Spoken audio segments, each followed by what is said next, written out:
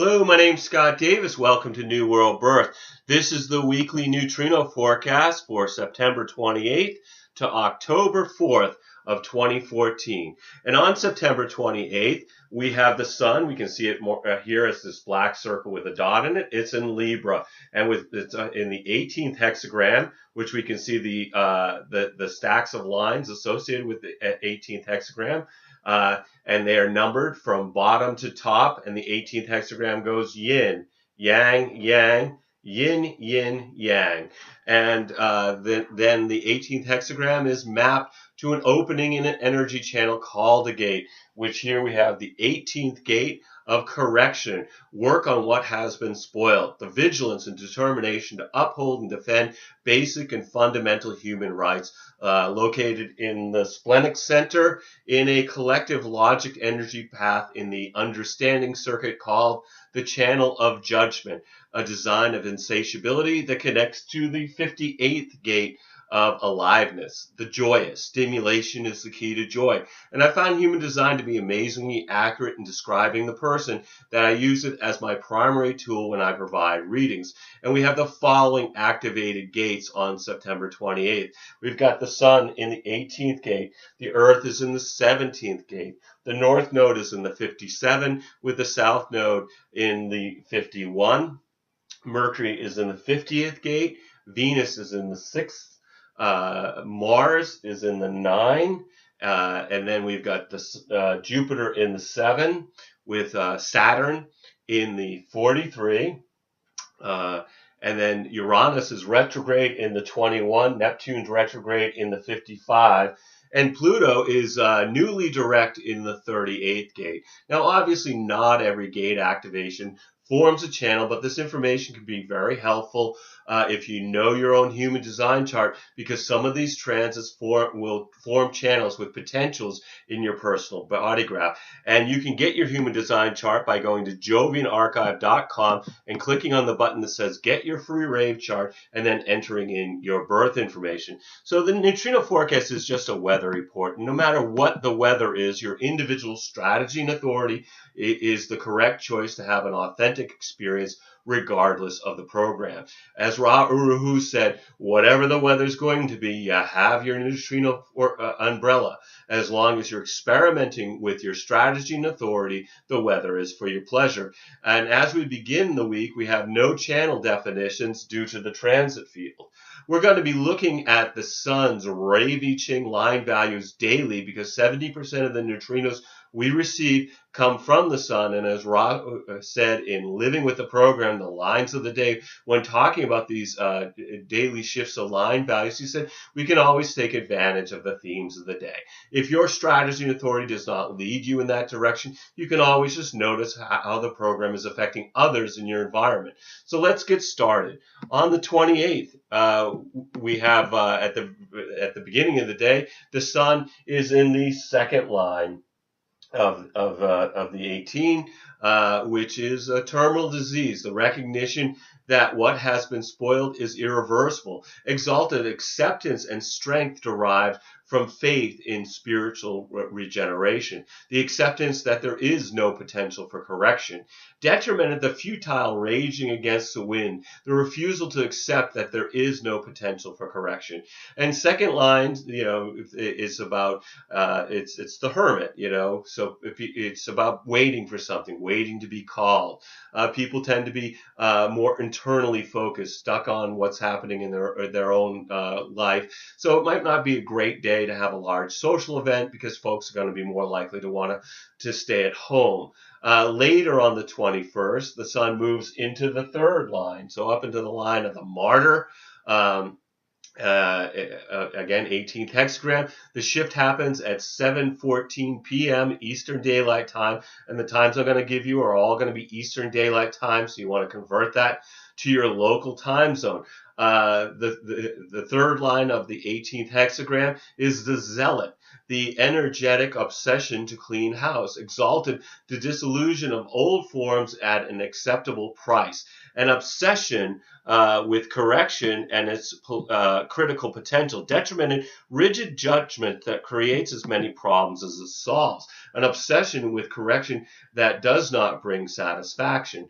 Third line days, people, think about it. The martyr, trial and error process, bonds made and broken, a decision making, a way of discovering through figuring out what doesn't work. And so we might want to be careful on the roads, be careful of what's happening in our environment, because on third line days, things have a tendency to bump into you, whether it's a car or a swinging door or whatever. We might also have bonds made or bonds broken. It's about, trial and error process. It's a good material playing day, could be good for business, but you have to be careful because things can go wrong. But what those things that go wrong are there to lead us to discovery. Also on the 28th, we have Venus moves from the 6th to the 46th. In the 46 hexagram, let's talk about Venus first. Venus is very powerful and deeply misunderstood according to Ra. It brings morality, natural law in which we deal with the other and the consequences of the world around us. What disturbs you on a moral level, your design and personality Venuses tell about a moral dilemma that you're going to work with in your life. And that if you don't act with moral clarity, Venus can be unkind in its retribution. Venus in the 46th gate of being discovered, the gate of determination of the self, pushing upwards, good fortune that it may be perceived as a result of serendipity, but derives from effort and dedication. The 46-1 is the line of being discovered. Dedication, obscurity is unexpectedly discovered.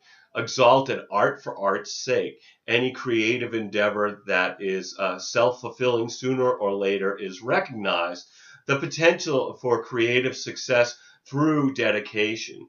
Detrimented, the ability to judge the potential of those in obscurity, but often solely for the benefit of one's own success. The determination to recognize and benefit from the success of others. And then on the 29th, the sun moves into the fourth line, into the opportunist line of the 18th hexagram. The shift happening at 6:08 p.m. Eastern Daylight Time, where it's described as the incompetent. Difficulties as a result of inadequacies cannot be resolved because of inadequacies.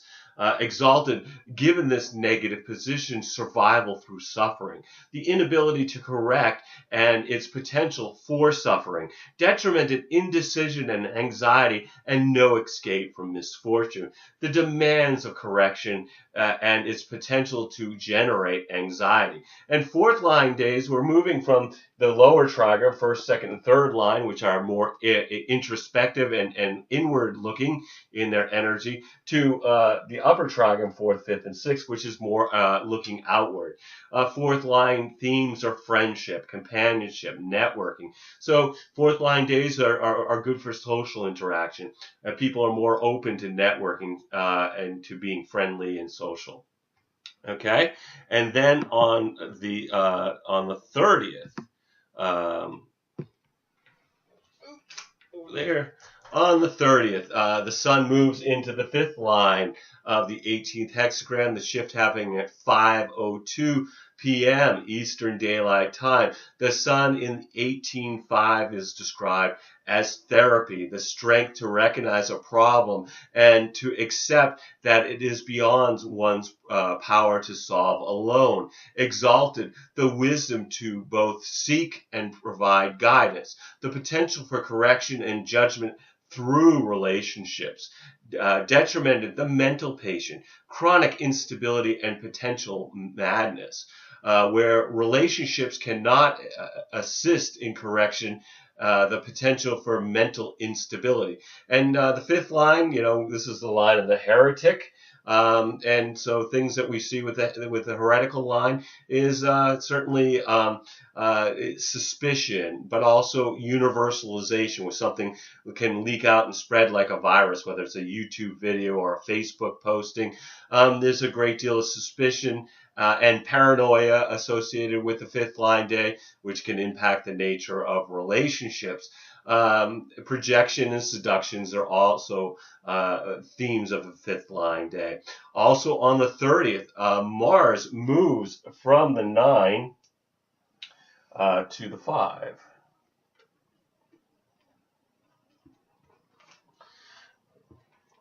So so when we're thinking about Mars, it's in the gate of fixed rhythms, waiting, the fundamental attunement to natural rhythms, waiting as an active state of awareness. And Mars is exalted in the first line of the fifth hexagram, which is perseverance. If the captain must, he goes down with the ship. Exalted, the courage in the face of adversity, the power to maintain one's own rhythm. And Ross spoke about Mars being an extraordinary and immature energy resource that lacks refinement and is subject to outbursts. Mars represents the warrior archetype, and by following our strategy and authority, we slowly refine the energy of our design and personality Marses from immaturity to wisdom. And then on October 1st, the sun moves into the 6th line, so up into the role model line of the 18th hexagram, the shift happening at 3:55 p.m. Eastern Daylight Time. The sun in the 18:6 is Buddhahood, the perfected form, exalted, the Buddha state of the eternal child, and the energy to find new horizons and avoid stasis. The potential of the perfected form through correction, detrimented the mundane application of the above, the ability to tap public opinion and share methodology, the potential to share the values of correction with others. And 6 line days, we're now up here on the roof of the hexagram. When we think about the 6th line, it's looking at what's coming next. It's looking beyond. Think about the roof of a house. If you're sitting on the roof of the house, you're really not looking at the house so much as everything around the house. And Ra talks about with 6 line days not to get stuck with your head in the clouds, because something will end up bumping into your shins. So it's a day where there's a real lack of focus on what's going on around you.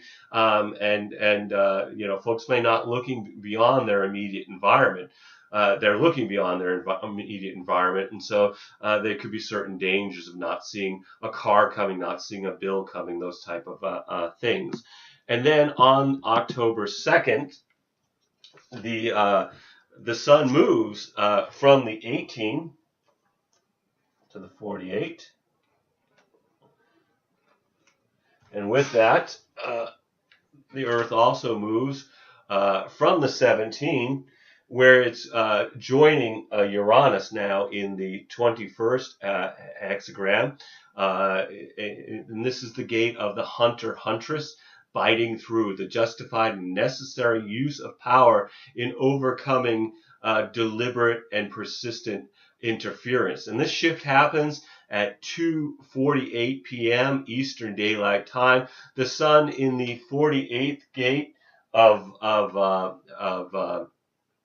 depth, the well, the necessary and qualitative foundation that is a prerequisite to establishing the common good. And the sun is in the first line of the 48, of insignificance, exalted and instinctive recognition of what is practical and deserves attention, a taste for recognizing what is practical and deserves attention, detrimented an ego tendency to apply energy to trivial considerations, a taste for trivia.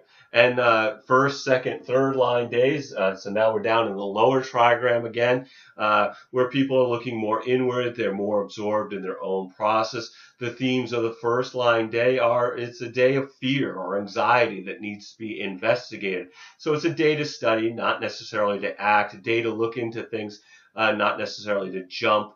It's a good day to deal with things you don't understand, can't make sense of, and don't know. And then also on the second, we have Mercury, and it moves from the 50 to the 28.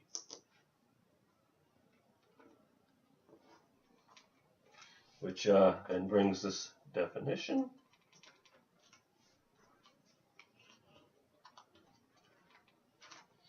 And of course, we've all seen that quite a bit during these reports, the channel of struggle. But we'll get to that in just a moment.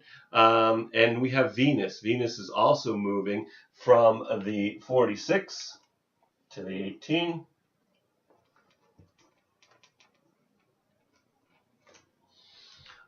So let's begin with Mercury.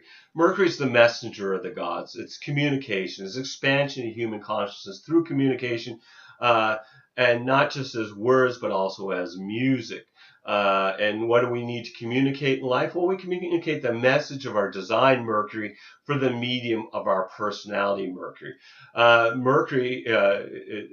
So what needs to be communicated when Mercury is in the 28th gate? Well, perhaps people's fear of death or of not fulfilling their life's purpose. This is the gate of the game player, the preponderance of the great, and the transitoriness of power and influence. And Mercury is in the first line of the 28, where it's going to remain until October 6th due to turning retrograde in the first line. So from the second until October 6th, Mercury is just at a standstill, just in the first line of preparation, exalted, the desire to be effective, manifested in the application of energy to detail, the intuition to potentially apply energy to detail, detrimented the aesthetic appreciation of planning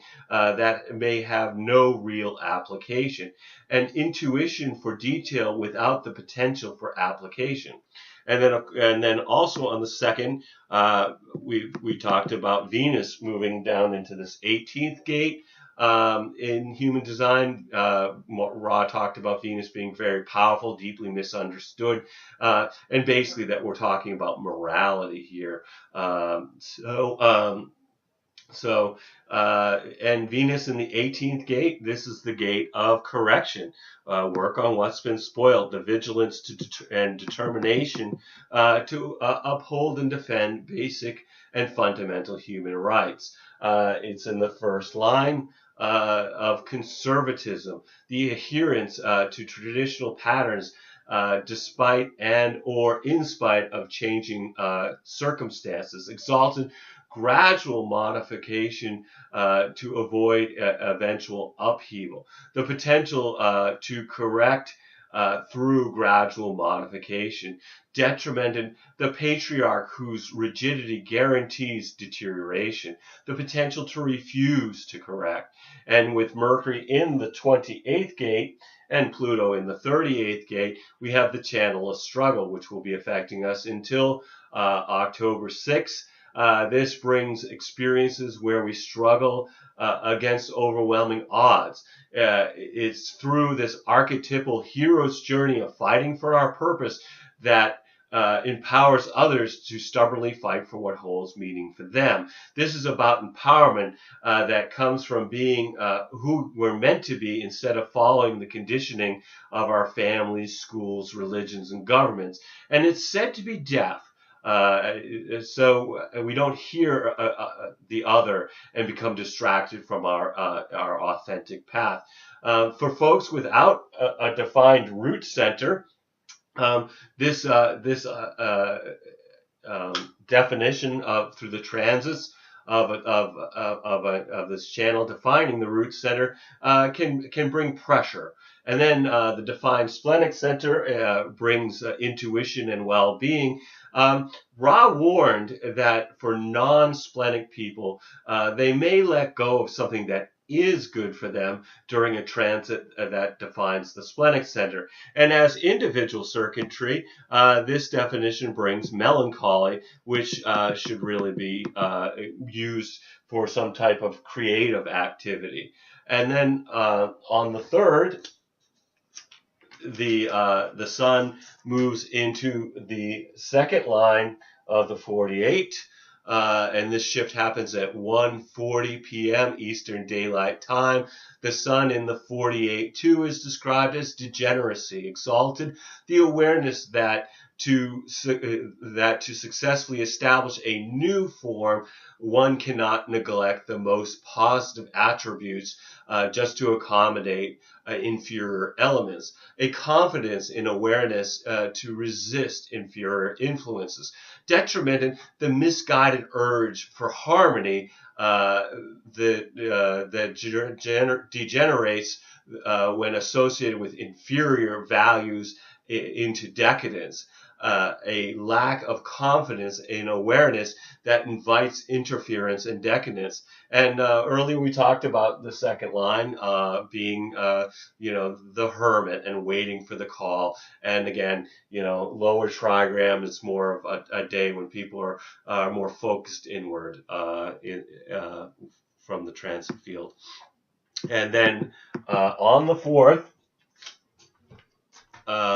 we have the sun moving into the third line of the 48, and this shift happening at 12:31 p.m. Eastern Daylight Time, which is incommunicado, exalted, symbolized by the no moon phase, where the potential of light is unrecognized, unavailable, and unknowable. The redeeming value is in the transcendence of such a stage, which can give strength to those so afflicted, where the development of taste and depth is a long-term process.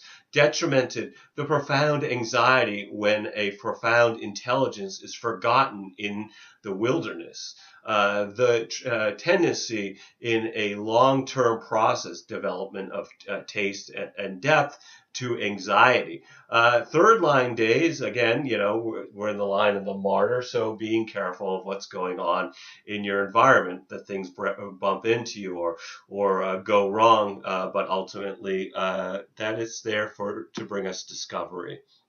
And so this week we're continuing to move through the 46, the 18, the 48, and next week we'll get to the 57, which are the gates that are associated with the Christ, God's head.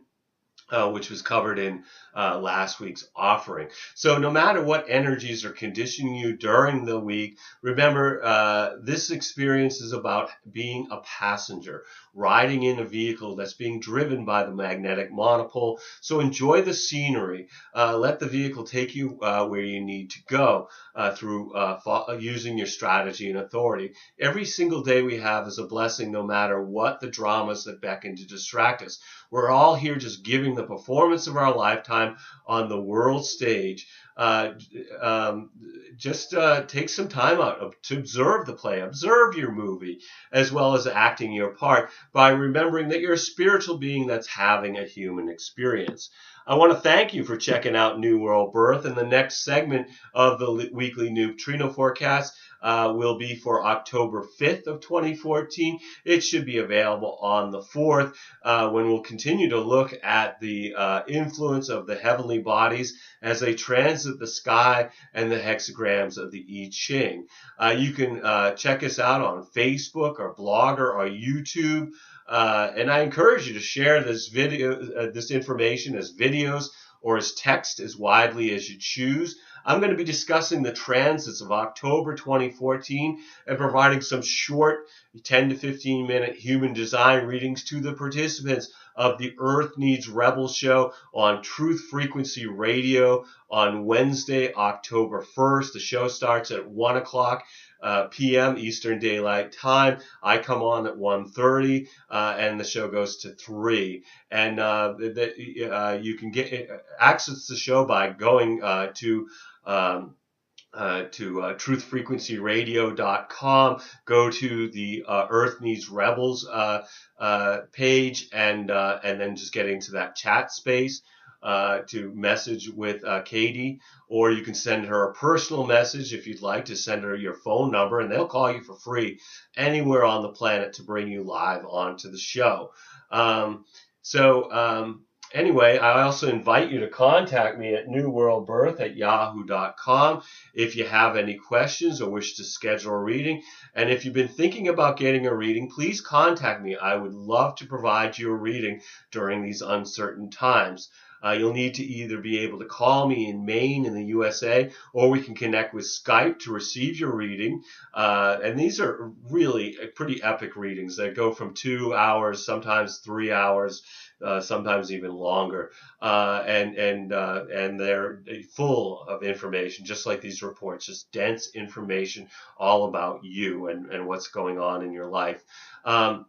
We're also accepting donations to keep these reports freely available, and getting a reading is one of the best ways to make a donation. But if you send me an email at newworldbirth.com, I'll tell you how to make a donation to keep us going. And I do want to thank everybody who's made donations or gotten a reading, because we wouldn't be keeping these reports available without your support. So thank you, everyone who has supported New World Birth.